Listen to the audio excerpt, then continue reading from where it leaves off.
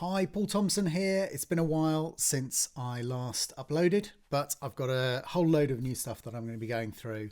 I'm trying to make these videos a little bit shorter, so there's more kind of condensed information, some really useful stuff that you can take away and start using straight away. I also have my first book out, which link below.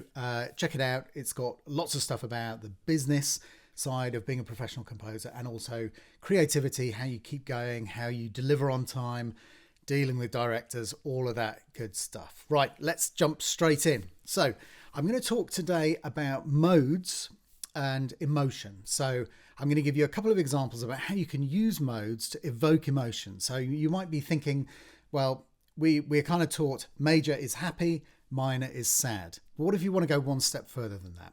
Let's start by laying down a bass pedal. And I'm going to make this in C so that we can talk really easily and you can picture the scales that I'm using in your head. Here we go.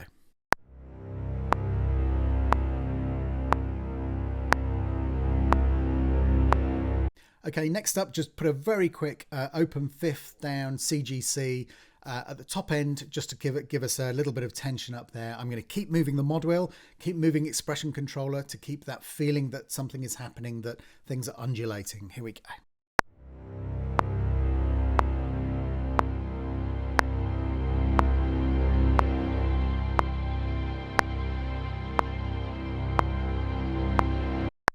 Let's add a quick boom at the beginning.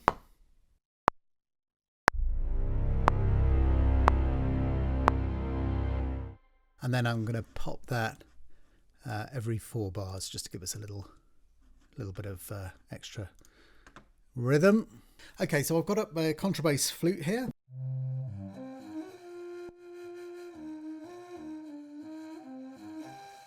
Now, the thing that this is crying out for is a little bit of cinematic rooms. I've got a big 7th heaven on here with a lovely long haul. You can see here it's got a massive tail. So I'm going to blend that in. And I'm also blending in a little bit of Echo Boy here. Let's make the mix fully wet on that. And we've got a nice ping pong. Okay, so the sound world that we've now got, let's get our flute back up. Sounds something like this.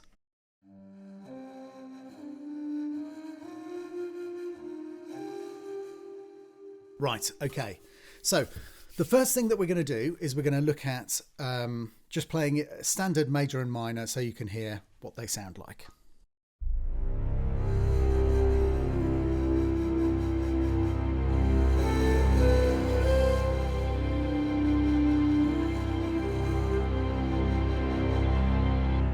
Okay, let's give it a little bit more Wellington.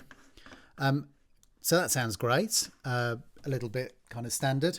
Now, what about something in the minor key?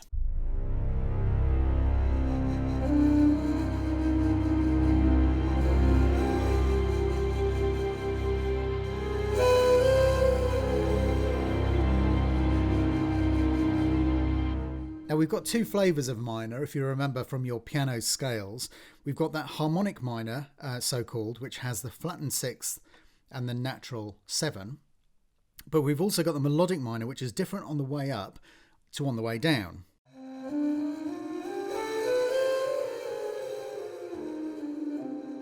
So you've got the natural 6 and 7 on the way up and the flat 6 and 7 on the way down.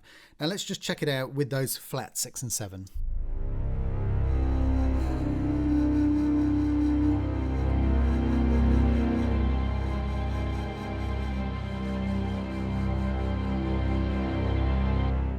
Okay, so that's quite an interesting flavour, but it still doesn't really give us, it's not, I just feel that there's more that we can get from this. So let's go back to our major side and let's look at the Lydian scale, which if you remember, the Lydian scale has a sharp 4.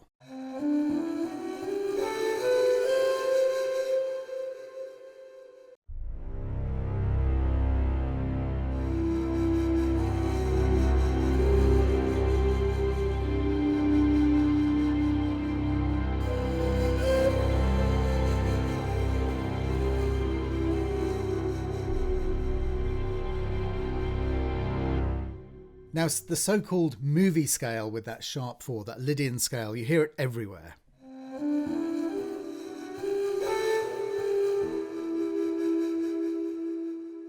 Now, another option for the major is to have the flat 7, and that's the Mixolydian scale.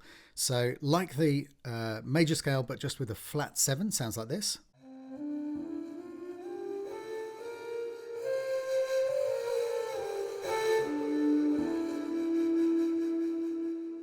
Let's try that.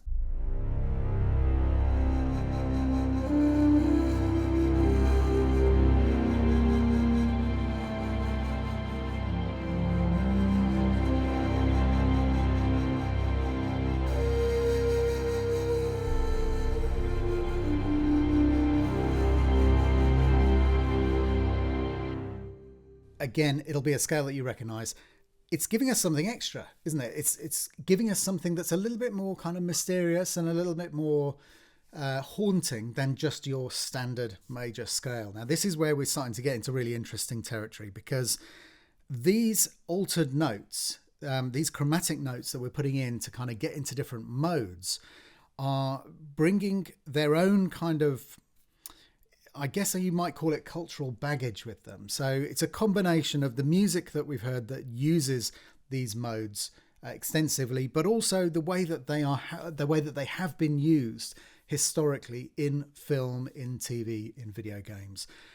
It's going to have a certain resonance for you already. It's going to conjure up different and more complex, interesting ideas than just the major scale.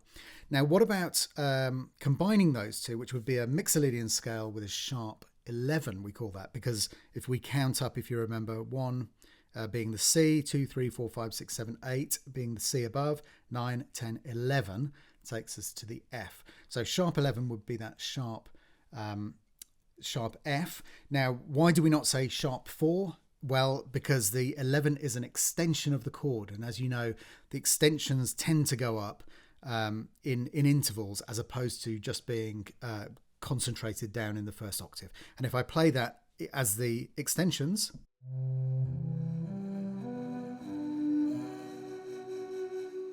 so you see we go up in those thirds, and that's why our F is referred to as the 11, and often our A, sometimes referred to as 6, but more often referred to as the 13. That's the number of notes that you go up from the 1, which is the C. Okay, but so if we combine those, we have Mixolydian, gives us our B flat, our flattened 7th, and we have the sharp 11, so we're adding in that F sharp. Now, we're still in a major tonality, in a kind of, shouldn't really say that, it's a mode, but it feels major. It's still got that major third as part of the chord. Let's see what that sounds like.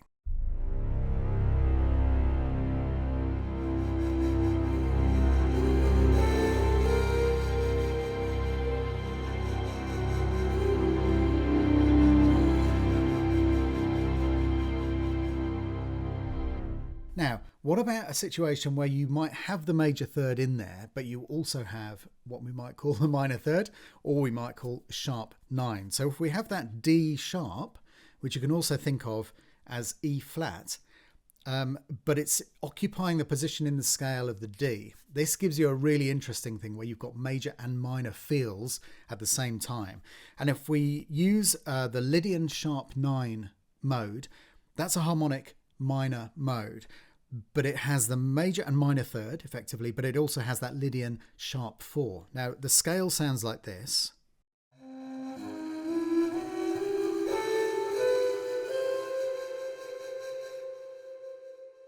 Very interesting, and we can kind of pull that around and really kind of control the feeling of the emotion that we get according to the weight that we give either the sharp 9, which is our minor notes if you like, and the major third in there as well. Check this out.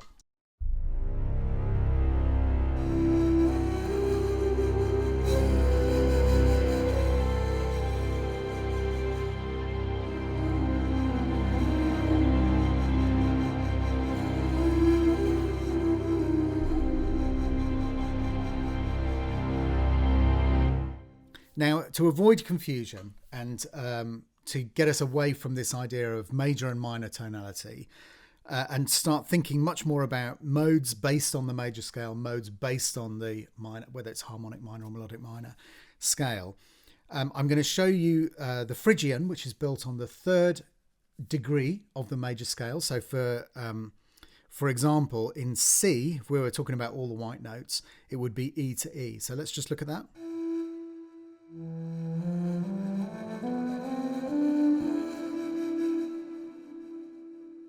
So you can see that we've got a flattened 2, a flattened 3, which gives us a minor feel. And then we've got the flat 6 and 7. But if we were talking about this in C, as we're working in C here, then we would have flat 2, flat 3, that's D flat and E flat, and then flat 6 and 7, the A flat and B flat. So this is the Phrygian, which is the 3rd degree of the major scale. It's the mode built on the 3rd degree of the major scale, but it's giving us, because of our feeling that, you know, the minor third gives us a minor feel, it's giving us a minor feel to proceedings. Check it out.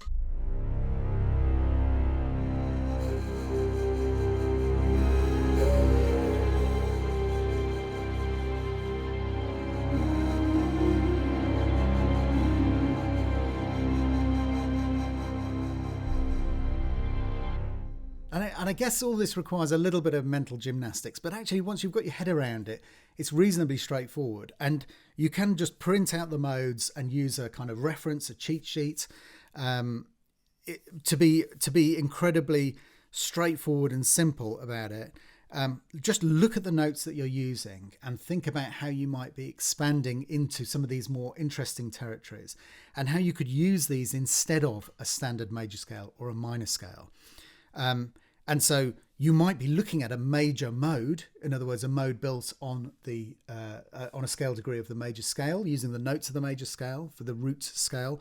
But actually, it's a good substitute for a minor mode.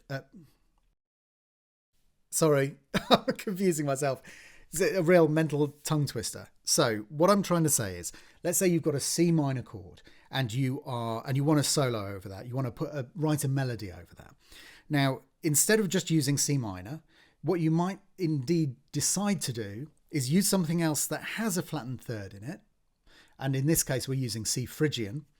And the fact that it's built on a degree of the major scale doesn't really matter. That's how you access the tonality. That's how you access that scale. So you know where the semitones and the whole tones are. And then from that, you go, right, okay, so I've got my C Phrygian, gives me my flattened third, but I've also got flattened 2 and a flattened 6 and 7 to play with as well. And I'm entering a new and more interesting tone world than the one that I was in just going for plain C minor.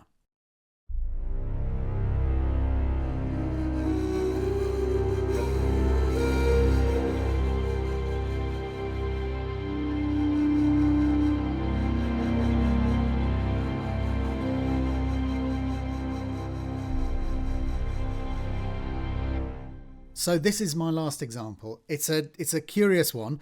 It's Dorian, but it's Dorian sharp 4 or Dorian sharp 11, depending on which way you want to look at it. It's got the Dorian, which is obviously based on the 2nd degree of the major scale.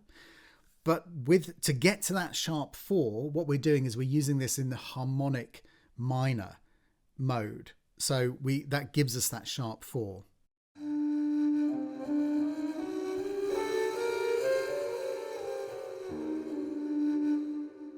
And you can see where this comes from, because if I play the G minor harmonic scale, and